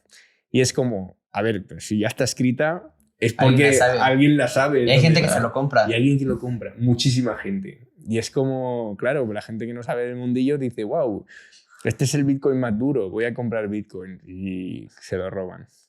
Esto se llama material Bitcoin, por cierto, ya que estamos, pues para que la gente no compre material Bitcoin, porque hay mucha gente que compra material Bitcoin, porque están en redes sociales, ¿eh? Claro, como es un mundo que es así abierto, aunque lo denuncies, no desaparece. Entonces están en redes sociales, tienen a influencers que lo mueven, tienen LinkedIn, tienen reseñas, tienen un montón de tráfico detrás, sí. Oye, José, hay una duda que yo tuve desde el primer momento en el que vi tu libro. ¿Me puedes pasar el libro, Nacho, por favor? Sí, entonces, aquí tenemos Bitcoin con rigor. Sí. Yo acá tengo Patrón Bitcoin de Saife de Anamus. Normalmente un escritor de un libro, cuando empieza a escribir algo, es porque ve un vacío en un libro al cual no han abarcado. El escritor no cubrió esa parte. Tú piensas que es importante y el escritor no lo logró cubrir. ¿Por qué una persona debería decidir leer Bitcoin con rigor en vez de Patrón Bitcoin por Saifedean Ammous, que me hace un libro increíble? Sí, pues te explico. El Patrón Bitcoin es un libro que, si te fijas, todo es historia monetaria y económica. Es decir, te empieza a hablar sobre moneda, tal, y el patrón oro, bla, bla, bla, bla, bla, y al final te dice por qué Bitcoin encaja. Entonces, y tampoco te explica cómo funciona Bitcoin. Te explica cómo Bitcoin encaja en la historia monetaria, que está muy bien, pero es incompleto. Entonces, yo veía que ahí faltaba algo, que faltaba alguien que explicara cómo funciona Bitcoin. Porque si os fijáis, cuando se invierte en empresas, cuando tú inviertes en bolsa, una de las filosofías más utilizadas, que es la de value investing, invertir en valores, tú tienes que calcular el valor aproximado de una empresa. Y para ello utilizas ratios, utilizas cálculos para decir, vale, esta empresa vale tanto. Y luego, según el valor que tú has estimado, la comparas con el precio, y si está barata compras, y si está cara no compras. Entonces, para eso tienes que tener los fundamentales de la empresa, los estados financieros. Pues los fundamentales de Bitcoin, igual que tienes que conocer una empresa para invertir en ella, para invertir en Bitcoin debes conocer eso. Es como los fundamentales. Porque si no sabes cómo funciona, no te puedes fiar. Yo no pude tener una porción de capital importante en Bitcoin hasta que no supe eso. Porque en Bitcoin no hay teléfono para llamar. No puedes decir, oye, que he perdido mi Bitcoin, devuelven, ¿sabes? Como cuando pierdes la tarjeta de crédito, no funciona así. Hay gente que dice que es como el correo electrónico, que no hace falta que sepas cómo funciona. Tú al final no sabes cómo funciona el correo electrónico y aún así envías correos electrónicos.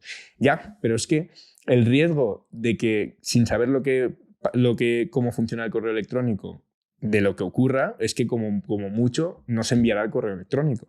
Pero el riesgo de no saber cómo funciona Bitcoin es perder todo tu dinero. Entonces no es lo mismo, es mucho más grave. En Bitcoin tienes que tener mucho conocimiento, o sea, mucho. Tienes que saber cómo funciona.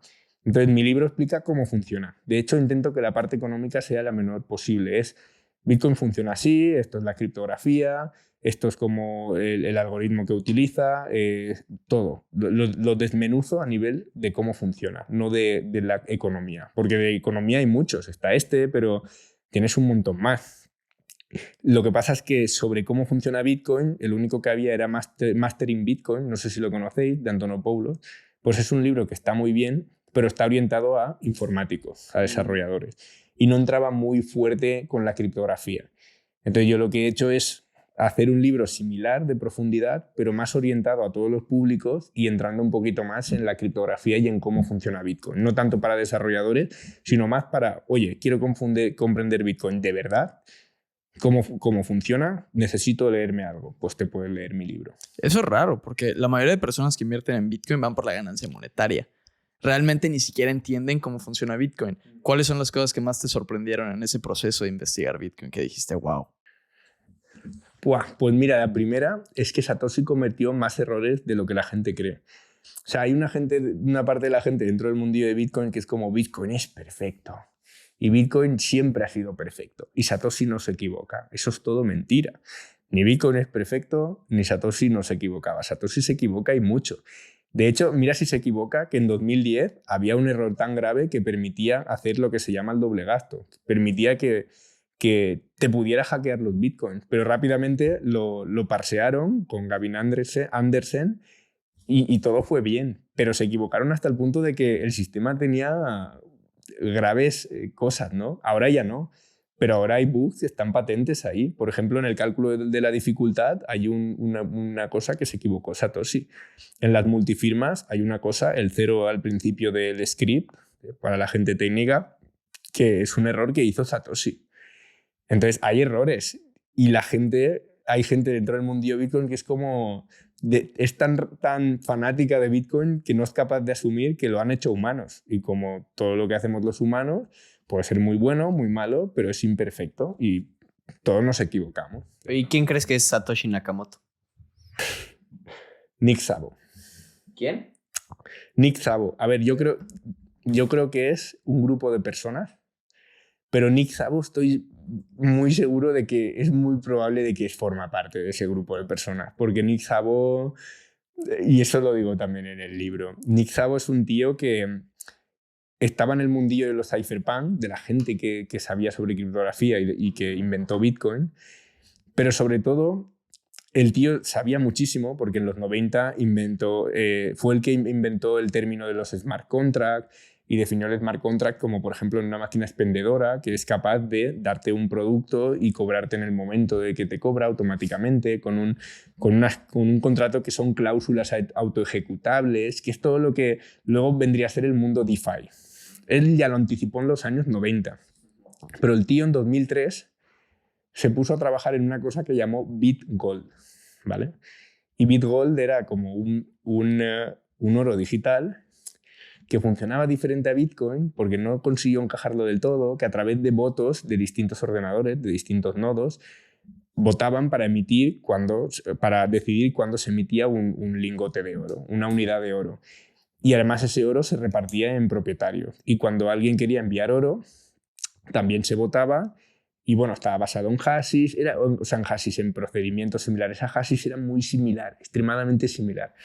Pues bien, Nick Szabo trabajó en BitGold y en 2005 dejó de trabajar en BitGold. En 2005. Y de repente en 2008 aparece Bitcoin. Y además hay gente que ha escrito artículos en internet donde puedes seguir una trayectoria de qué es lo que ha ido descubriendo Nick Szabo a lo largo de entre 2005 y 2008 para llegar desde BitGold a Bitcoin, ¿sabes? Y es que es muy probable que sea él o que él forme parte de ese conjunto de personas que descubrió Bitcoin. Y ya no es una prueba de un comentario que pusiese, es de sus trabajos. Es que en sus trabajos dices, hostia, es que este tío ha estado trabajando toda su vida ahí y ya sabía cosas. En 1990 tenía muy claro qué es lo que tenía que hacer y cómo debía montarlo, ¿sabes? Solo era cuestión de tiempo. ¿Y a ti lo que te llama la atención de Bitcoin, qué es? ¿El que vaya a subir de valor el día de mañana, como dijo Leo? ¿O la posibilidad de tú poder mover tu dinero como quieras? ¿Cuál dirías que es esa virtud más grande de Bitcoin y cuál crees que sea la correcta manera de verlo? Mira, esto Antonopoulos lo llama la medida del éxito. ¿Cuál es la medida del éxito de Bitcoin? Pues para mí la medida del éxito de Bitcoin, si vais a una lista de los países que más utilizan Bitcoin en 2024, encontraréis India, encontraréis Nigeria, encontraréis Pakistán, encontraréis Ucrania. Dictaduras, pero situaciones que no es tan fácil mover el dinero, dirías. Exacto. Encontrarás sitios donde no hay sistema bancario, donde no hay libre mercado, donde la gente no tiene un sistema financiero como nosotros, que podemos enviar dinero a cualquier parte del mundo y invertir en cualquier cosa. A esa gente la está ayudando un montonazo. Porque es gente que antes no podía acceder a dinero, no podía acceder a pagar a sus proveedores, que le cancelan por cualquier cosa y se quedan literalmente en la pobreza porque no puede hacer libre comercio, y ahora les ha abierto una ventana de libre comercio. Entonces, los países africanos están prosperando gracias a Bitcoin. O, por ejemplo, yo qué sé, mujeres en países musulmanes muy bestia que no pueden tener cuenta bancaria. Pero no pueden tener cuenta bancaria, pero sí pueden tener Bitcoin. Eso no se lo pueden perseguir. O en Argentina, ¿no? También mismo, pues hay mucha gente que utiliza Bitcoin. ¿Por qué utiliza Bitcoin? Pues porque como los dólares, ahora ya no, gracias a Milei, ¿no? Pero antes no podían conseguir dólares como querían, tal, bueno, pues utilizamos Bitcoin. Entonces, digamos que nosotros nos centramos en la parte de Europa y Estados Unidos, ¿vale? O los países que están así más desarrollados, pero donde Bitcoin realmente tiene un impacto gigante es en los países pobres, en los países subdesarrollados, porque ahí no tienen un sistema financiero grande y Bitcoin va a suponer la salida de la pobreza de ellos. No va a servir ni las ayudas de la ONU, ni las ayudas de Europa, todo eso es parafernalia y lo único que hace es destruir la riqueza de los países, tanto ricos como pobres. Bitcoin, en cambio, como favorece el libre comercio, es el mayor remedio contra la pobreza. ¿Y tú dirías que una jugada buena para una persona que ya entendió? Porque creo que tienes que entenderlo, porque es muy difícil holdear si no lo entiendes. Totalmente. Y bueno, y luego cuando lo entiendes, es muy difícil vender. Al menos así soy yo. Sí, correcto. Yo, de hecho, hay gente que... hay un meme en la comunidad de Bitcoin que es como, Bitcoin ha subido mucho. Es como... me dan ganas de vender. Y luego hay otro que le dice, ya, pero ¿vender a qué? ¿Sabes? Porque es como, ¿vender a qué? A euros. ¿Vas a vender realmente a euros? Y es como, sí, es verdad, Bitcoin realmente sigue siendo el mejor activo en el que estar. Pues no vendo. Hay otro meme también que es Anakin no me acuerdo, Padme, o no sé cómo se llama. Y que Padme le dice, wow, Bitcoin llegó a 110,000. Vas a vender, ¿verdad? Y Anakin se queda. Y digo, es lo que te quiero preguntar. ¿Tú crees que... Digo, yo sé que obviamente pues depende del approach de cada quien. Habrá personas que quieran... Pues que estén entrando como tal vez una manera de una apuesta. Yo creo que es algo que no tengo un criterio claro. ¿Cuál dirías que es un approach ¿Correcto de invertir en Bitcoin? correcto de invertir en Bitcoin? Pues... ¿Y a qué futuro le ves a Bitcoin también? Vale, mira, el approach correcto para mí es, ¿esta taza de quién es? Es vuestra, ¿no? Pero si ahora os pongo una pistola en la cabeza, ¿de quién es la taza? Tuya. Es mía, ¿no? ¿Por qué? Porque la propiedad física es súper fácil de coaccionar. Porque en el momento en el que entran las armas y entra el poder, es del que tiene las armas y de quien tiene el poder, del ejército. Bitcoin, al ser digital, al ser tan escurridizo, es la forma más absoluta que tenemos. No es absoluta, es cuasi absoluta, pero es una forma muy, muy real de propiedad. Porque si yo digo que Bitcoin es mío, a no ser que me matéis, o ¿sabes? A no ser que hagas cosas muy malas por las cuales es complicado, es muy difícil de robar, es muy difícil de confiscar, es muy difícil de quitarle a una persona. Entonces esto hace que sea una forma de propiedad extremadamente íntima, ¿sabes? Como extremadamente potente, es muy buena, es un activo que nunca se había visto algo así.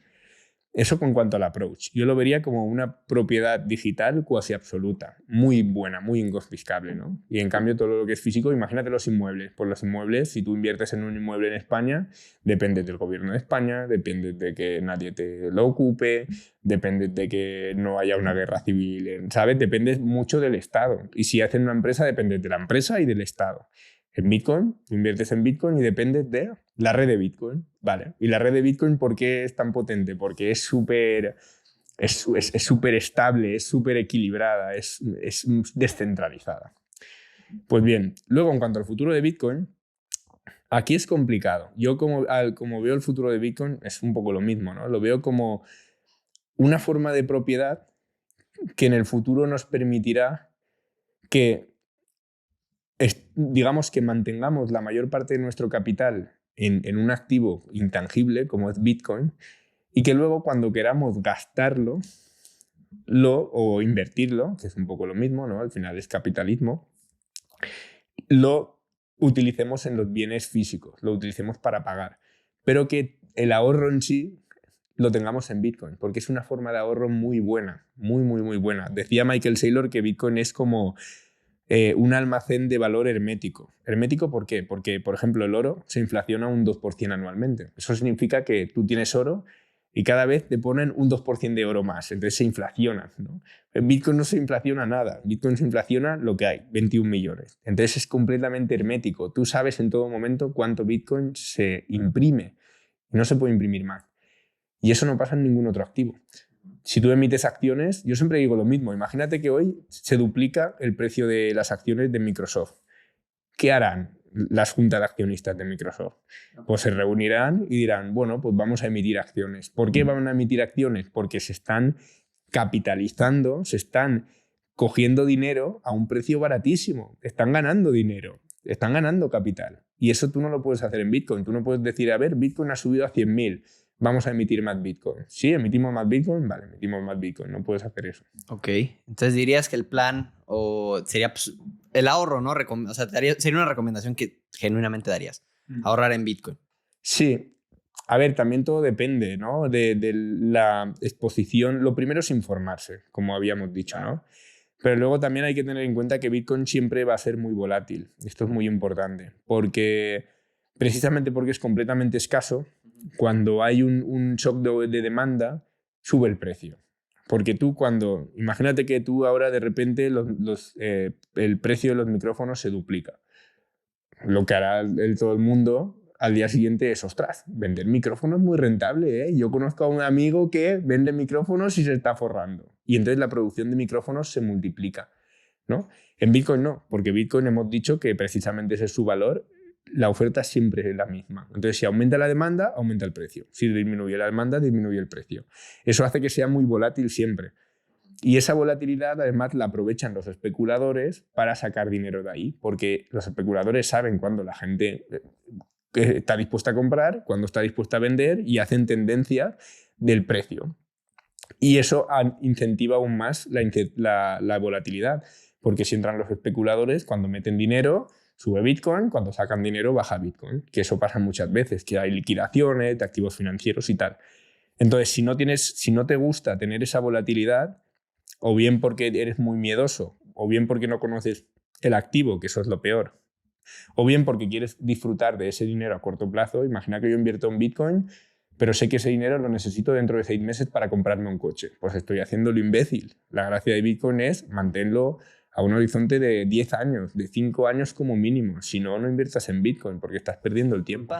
Y te quiero hacer otra pregunta. Dime. Si imagínate que te apuntan con una pistola y te dicen, te salvas si te acercas lo más posible a las 2 preguntas. La primera que te voy a hacer es, ¿cuál va a ser el precio mínimo que se va a ver en Bitcoin? Si tú digas, este va a ser el precio mínimo que va a llegar. Si la atinas, te salvas, ¿no? O te acercas mucho. ¿Y cuál va a ser el precio máximo? ¿En este ciclo te refieres? Vamos a poner un horizonte de tiempo de 5 años. Como dijiste que era lo mínimo, 5 años para una persona que lo escuche hoy. Digo, que esto obviamente no es una opinión, no es una recomendación financiera, no es nada. No, vamos borrachísimos, vamos puestos de LSD y drogadísimos. Sí. Yo diría que el mínimo... Es que claro, depende de lo conservador que quiera hacer, porque iba a decir 330.000 euros, pero es que estamos ahí ya. Quiero decir, es que estamos a 106. Entonces, en un plazo de 5 años, yo creo que estará mucho más que 130, ¿no? Pero bueno, siendo muy conservador 130, siendo no tan conservador 150 de mínimo, de máximo, siendo muy conservador 250 o 200.000. Y siendo no conservador, igual podemos irnos a los 400 o a los 500.000, claro. Y hablando de mínimos... Eso, o sea, lo que digo es de que el precio más barato que vas a ver, que tú crees que va a llegar a estar Bitcoin, máximo en los siguientes 5 años. Ya, es que claro... Es difícil. Sí. A ver, el precio mínimo, a lo mejor yo pondría... No creo que baje menos de $70.000. El all time high pasado. Exacto. Más o menos suele estar por ahí. Puede que se rompa, pero lo veo muy difícil. Porque es que... Y además es que cada vez lo veo más. Se está generando un shock de oferta. Porque lo que ocurre es que cuando hay un halving, se reduce la emisión de Bitcoin a la mitad y entonces Bitcoin comienza a escasear en el mercado y cada vez hay menos. Entonces, si tú miras ahora gráficos, Bitcoin ahora no está en los medios. Nadie habla de él. Está completamente desaparecido. Cada vez se compra menos. O sea, si ves los gráficos, no se está comprando mucho Bitcoin y está a 100.000. ¿Por qué está a 100.000? Porque aunque no se compre mucho, como no hay Bitcoin en el mercado, solo puedes acceder a él a un precio altísimo. Entonces, conforme esto vaya más y siga habiendo demanda, no habrá otra que tiene que ir subiendo. Es imposible que no suba. Claro. Oye, José, además de saliendo un poquito del tema de Bitcoin y un poquito al tema de concentración, porque para ser una persona a la cual escribió un libro como Bitcoin con rigor y tener esa capacidad de concentrarte en algoritmos, en encriptación, ¿cuáles serían tus consejos para la gente que está buscando concentrarse y obtener maestría en un tema? Por ejemplo, creo que tú obtuviste una maestría en Bitcoin, dedicándole todas esas horas de estudio, días, meses de estudio. ¿Qué recomendación le harías a alguien que dice, yo también me quiero adentrar a ser un maestro en Bitcoin, ser un maestro en cualquier cosa? Claro. A ver, la primera es que piensen a largo plazo. Hoy en día estamos muy acostumbrados a TikTok, a estas cosas de un reel de 10 segundos, y es como el dopamina, que lo queremos todo ya, ¿no? Y bueno, no queremos ir al gimnasio, o sea, queremos ir al gimnasio y conseguir ya todo, la estética, queremos todo ya. Y eso es complicado porque las mejores cosas de la vida requieren tiempo y constancia. Entonces, lo primero es piensa en el largo plazo. Entonces, yo, por ejemplo, cuando quiero saber de un tema y me cuesta mucho, que hay varios, lo que pienso es en la satisfacción que me dará haber pasado por todo el proceso y al fin entenderlo. Y eso me ayuda me da igual el tiempo que quiera estar, pero quiero saberlo, joder, ¿no? Esa es la primera. La segunda es que busques algo que te gusta. Yo qué sé, imagínate, pues, me gusta tocar el piano. Vale, pues ponte a estudiar el piano de verdad. Búscate la vida. sé de forma autodidacta, no pares, sé curioso. La curiosidad es súper importante para todo. Si no tienes curiosidad por saber nada del mundo en el que te rodea, te vas a perder muchas cosas. En cambio, si te preguntas sobre todo, al final vas a ir entendiendo cómo funciona el mundo y vas a ir entendiendo quién eres tú, ¿no? Y podrás ser feliz por el mero hecho de que has venido a la vida a comprender de qué va el asunto, ¿no? Y nada, básicamente sería eso. Sobre todo, bueno, además hay cosas que refuerzan. Por ejemplo, el entrenamiento que estábamos hablando es muy similar a concentrarse. ¿Por qué lo digo? Decía Jorge Fernández que para él el deporte lo es todo, porque cuando haces deporte, digamos que vas entendiendo que lo más importante no es el ahora, sino el ir evolucionando poquito a poco hacia el futuro. Porque ganar fuerza no es fácil. No es ir un día al gimnasio, te machacas y vuelves a casa, oh, ya estoy más fuerte. No. Tienes que ir hoy, pasado mañana. Bueno, tienes que descansar también, ¿no? Pero esta semana, la otra semana, la otra semana, la otra semana, la otra semana, y pasan 2 meses y dices, vale, he ganado fuerza. Y sigues entrenando y así poco a poco, ¿no? Y es ese, me duele, pero tengo que seguir. Pues eso se aplica muchísimo igualmente al rendimiento mental. Es muy similar. Hay veces que pasarás por la frustración, esto no me sale, así no lo consigo. Entonces buscas diferentes alternativas y aprendes a solucionar problemas. Además que hay veces que cuando haces esto, luego hay problemas de la vida que te parecen una tontería. Es lo típico, pues no lo sé, que es, pues, por poner una metáfora, ¿no? Pues cuando escribes un libro, luego tienes que escribir un artículo de prensa y es una tontería. Te pones y ya está, escrito. O tienes que escribir un tweet, y ya está, escrito. Y es lo mismo que en el gimnasio, ¿no? Si tú entrenas 2 horas al día, dices, tienes que hacer un entrenamiento de 30 minutos. Es como, perdona, pero sí, es una tontería, ¿no? Claro, es una tontería para ti porque llevas entrenando muchísimo tiempo, pero para una persona nueva no. Pues lo mismo ocurre en el rendimiento mental. Tú a lo mejor quieres aprender algo ahora de matemáticas y al principio cuesta. No entiendo la notación, no entiendo esto, tengo que buscarlo todo en internet, me cuesta, tengo un bloqueo. Pero cuando ves un vídeo, otro. Cuando llegas al número 10, al número 20, al número 30, ya vas entendiendo cosas y ya vas por dónde va el asunto. Entonces hay que seguir siendo constantes y curiosos siempre. Me surge una duda, ¿cuánto te tardaste en escribir tu libro? Aproximadamente 1 año, más en el fondo, porque tuve que investigar. Lo que es escribir, yo diría que 1 año, 1 año y pico. Lo que pasa es que luego iba también combinándolo un poco con mi trabajo. Pero 1 año y pico. Lo que pasa es que investigando estuve más tiempo, ¿no? Ahí bien investigando y reflexionando, porque claro, como tiene la parte... A mí lo que me gusta de Bitcoin es que tiene la parte informática, que yo soy informático y por tanto me gusta, y la parte económica, que me encanta la economía. Entonces es como... tenía que entender las 2 ramas y eso pues mucho periodo de reflexiones, de entender qué está pasando, de saber de informática y de criptografía, etc. Oye, José, no sé si tú nos puedas dar unos tips de seguridad en las redes. Digo, ¿eres programador? No. ¿Informático?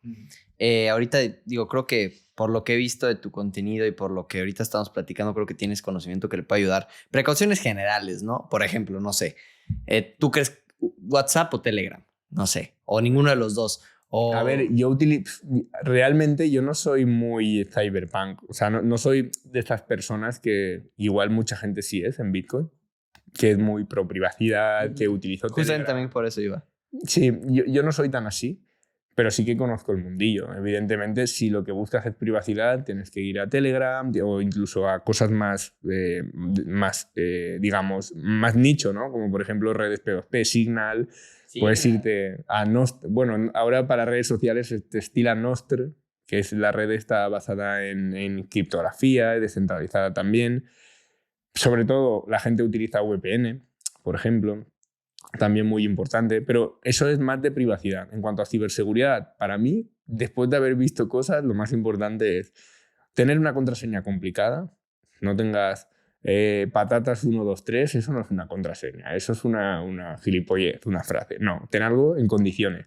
Y utiliza un gestor de contraseña. Esto también mucha gente no lo hace, pero uno de los embudos más fáciles de seguridad es tienes una contraseña complicada relacionada con tu vida, una frase que a tú te guste, algo así, Y luego tienes un gestor de contraseñas con el cual gestionas todas las demás contraseñas que tienes, que son aleatorias.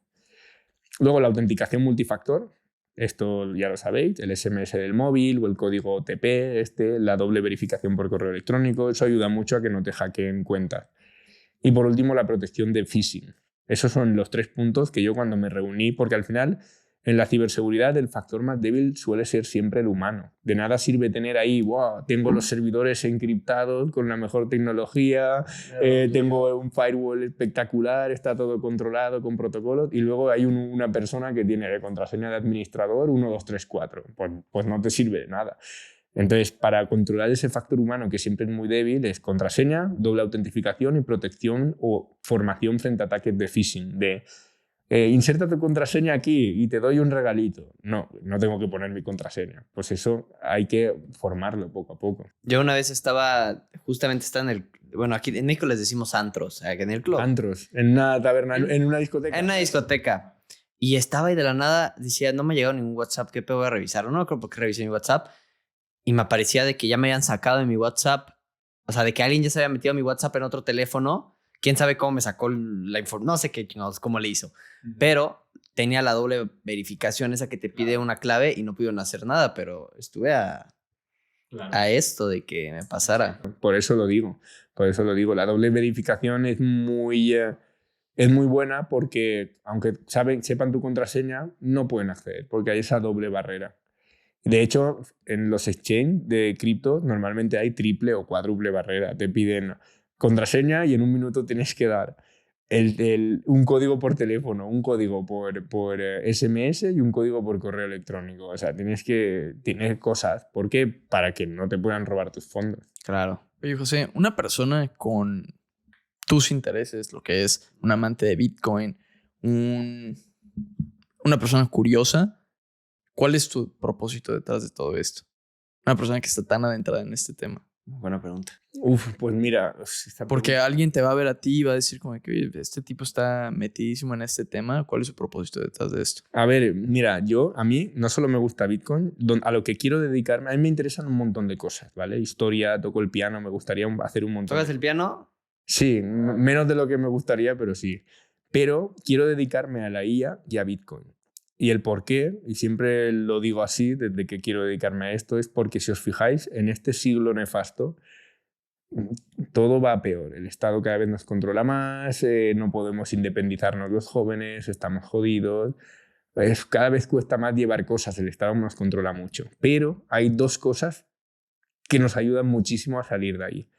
Y curiosamente son 2 subrevoluciones de Internet. Una es la inteligencia artificial. ¿Por qué? Porque la inteligencia artificial nos dará una productividad tremenda y con eso podremos solucionar la crisis de las pensiones, estoy casi seguro, y un montón de la crisis de natalidad, etcétera, etcétera. Y luego está Bitcoin, que es casi lo contrario. La inteligencia artificial nos dará abundancia de todo, podremos hacer todo mucho más fácil, tenemos robots, lo que sea. Y Bitcoin es la escasez absoluta. ¿Para qué? Para poder proteger nuestro valor. Y esas 2 cosas son las que más me llaman, las que más esperanza me dan para el siglo que viene. Son como los únicos resquicios en los que puedo decir, vale, parece que todo va mal, pero aquí me puedo proteger. Esto nos puede ayudar a que la humanidad avance, porque ahora estamos como un poco estancados, pero yo estoy seguro que vamos a volver a despegar. Claro, es como los ciclos del mundo, ¿no? Exacto. Es como, fijaos que la historia no avanza linealmente. Cuando cayó el Imperio Romano, de repente se sumieron en un montón de pobreza. Pero luego volvieron a salir. Pues es un poco igual. La sociedad avanza como a escalones y ahora parece que estamos en un escalón y no avanzamos. Pues evidentemente Internet hizo su boom. Fijaos que nació Internet y luego hizo su boom con Facebook tal y cual. Y luego nos estancamos. Y ahí con los iPhones. Pero hace mucho que no notábamos una revolución así potente. Pues para mí Bitcoin y la IA son 2 revoluciones potentísimas que les queda muchísimo por sacar. Y José, en tu vida, ¿quién dirías que es la persona más increíble que has conocido? La pregunta es compleja, ¿eh? Es de las más complejas que hacemos a todos los invitados. Siempre la hacemos hasta el final para que no se la huelan. Es que claro, esta pregunta, ¿sabes qué pasa? Que puede dar lugar a Rigirrap, ¿sabes? Porque a lo mejor digo una y la otra dice, hey, ¿por qué no me mencionaste a mí, eh? Si llegan a este punto del video, se van a enterar del chisme. ¿Increíble en qué sentido? Eso es importante. ¿Para ti? Ya, pero en algún sentido en concreto, en general. Que tú digas, esta persona es increíble. Punto. Es la más increíble que conozco. Es que es difícil decir increíble en qué sentido. Pero voy a decir una porque esta persona no es muy conocida y para mí es un referente. O sea, bueno, la primera es mi socio, que ya he dicho que es mi mejor amigo. Para mí es una persona que, bueno, menos mal que la conocí porque para ahora es un pilar de mi vida, ¿no? A pesar de que ahora nos estemos distanciando, pero me ha aportado mucho. Y la otra es un amigo de la universidad que es, creo que es la persona más inteligente que conozco. Porque yo no soy inteligente, yo soy curioso, pero a mí me cuesta aprender más de lo que parece. Esta persona no, esta persona es inteligente de verdad. Y que es una persona de Valencia que, bueno, no sé si querrá que la mencione, por lo tanto no voy a mencionarla, pero bueno, se llama Arturo y es un puto crack. Sí, es ingeniero, pero ya desde el principio es un tío que cuando estaba en la ESO se estudió un libro de matemáticas así. Y entonces, claro, él llegó a la universidad y ya se lo sabía todo. Y era como, yo estaba flipando, y yo como, tío, ¿cómo puede ser que sepas esto? A mí nunca me lo han enseñado. Y es porque él, su padre también era ingeniero y leía todos los libros de su padre. Entonces él llegó a la universidad y ya sabía hacer todo lo que había en la universidad. Cuando estaba en la ESO ya sabía hacer integrales triples y hacía matemáticas y sabía hacer la teoría matemática, demostraciones, definiciones, todo eso él ya se lo sabía. Y esto pues mola mucho. Y José, si le pudieras dar un consejo a una versión tuya del pasado que necesitaba un consejo, puede ser que le sirva a alguien, ¿qué consejo te darías? Arriésgate más.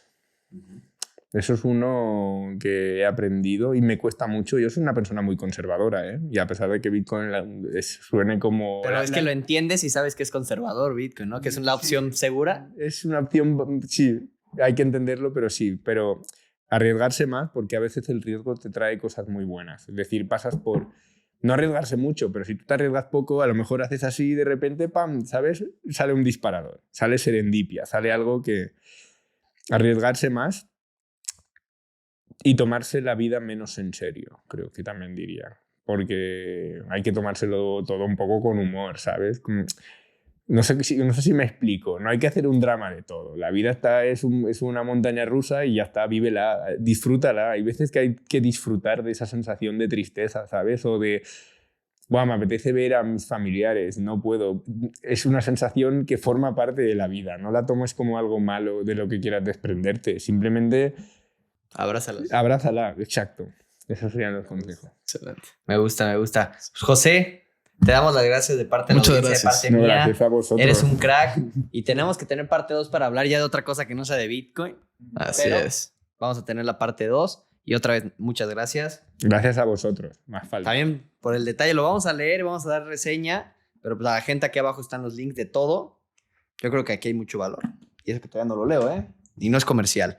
Pero José, otra vez, te agradezco muchísimo a la audiencia, la que le gusta Bitcoin y a la que no y lo quiere conocer, lo va a valorar muchísimo. Entonces, otra vez, muchísimas gracias y te esperemos pronto en la siguiente vuelta, parte 2.